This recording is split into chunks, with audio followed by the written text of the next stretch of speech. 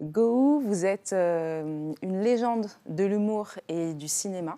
Pour tenter de dresser votre portrait, je propose un tour de votre vie à partir des spectacles et des films dans lesquels vous avez joué, avec ce geste d'action. Bienvenue au Gondwana. Vous, c'est plutôt bienvenue près de Gagnoa, qu'on aurait pu vous dire le 10 décembre 1963. Vous, Gou Dokuro Michel, qui portait aussi les prénoms de Abou, Bakari et Siriki. Maintenant, ma famille. Alors vous, Michel, si on compte les naissances, au départ, vous êtes 8 enfants. Et votre enfance, c'est machette d'une main, d'abat, chaussures en attendant aux pieds, au village, comme vous l'avez mentionné. Donc pas beaucoup de biens matériels, mais il y a surtout un mal qui va venir tout bousculer.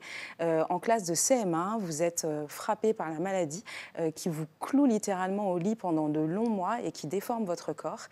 Du coup, la solution qui est mise en place par vos parents, c'est de vous envoyer dans votre famille aussi, qui est au Burkina Faso.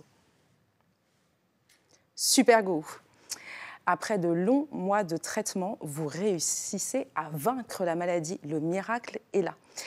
Quelques temps passent, il est l'heure maintenant de rentrer, j'ai envie de dire. Vous êtes devenu un adolescent et donc, quelque part, c'est à vous de prendre en charge le retour. Pour ça, il faut des sous. Vous allez donc faire un travail de pompiste qui, à l'époque, est payé 12 500 francs par mois. Et avec de maigres économies plus le coup de pouce d'un chauffeur, vous arrivez à regagner la Côte d'Ivoire. Le gendarme d'Abobo. Quand vous arrivez en Côte d'Ivoire, vous retournez donc à Gagnoa. Vous êtes pendant quelque temps un travailleur dans l'électronique le matin, quelqu'un qui fait le théâtre l'après-midi, notamment avec la troupe que vous fondez, le Fromager de Gagnoa. Et puis voilà, donc les années passent, on arrive au début à peu près de votre vingtaine et en 1986, vous avez l'appel d'Abidjan et vous décidez d'économiser là 5 000 francs CFA pour rejoindre votre sœur qui habite à Abobo. Les Guignols d'Abidjan. Quand vous arrivez à Abidjan, là, vous êtes reparti aussi avec votre passion du théâtre, mais il y a quand même la survie à assurer avec ce travail toujours dans l'électronique, qui va durer que quelques temps à cause d'une histoire de téléviseur. Je ne suis pas sûre d'avoir tout bien compris, mais d'après ce qu'on m'a expliqué, au début, vous n'arrivez pas à réparer un téléviseur, ça manque de vous amener en prison. Ensuite, vous réparez le téléviseur, mais vous n'êtes pas payé, donc là, c'est vous qui voulez envoyer quelqu'un en prison. Bref, vous décidez de couper court à tout cela et donc de vous engager dans cette carrière au théâtre, notamment qui vous mène déjà à répéter avec Adrienne Coutouan et à vous lancer assez rapidement dans Les Guignols d'Abidjan, qui dès, on va dire, son démarrage, rencontre un très grand succès et qui vous amène jusqu'en France, puisque le journaliste ivoirien Joseph Anjou fait tourner Les Guignols. Et puis, après cet épisode des Guignols, ou plutôt pendant, vous avez presque failli rater une super belle opportunité, celle de jouer dans Ma famille, puisqu'on dit à Akissi Delta que non, Gou n'est pas là, mais finalement, elle va quand même vous proposer un rôle. Sans visa.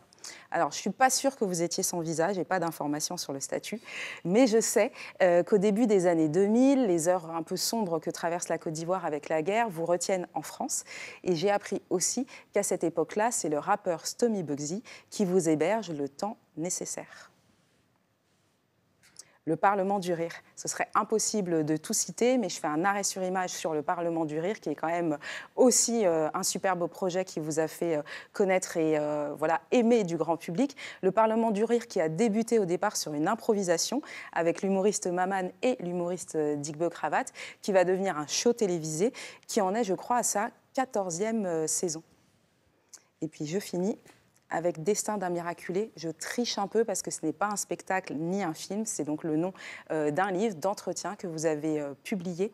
En le relisant et en préparant cette émission, je me suis rendu compte que finalement vous étiez doublement miraculé de cette maladie qui vous a touché pendant l'enfance, mais aussi du Covid qui vous a sacrément secoué.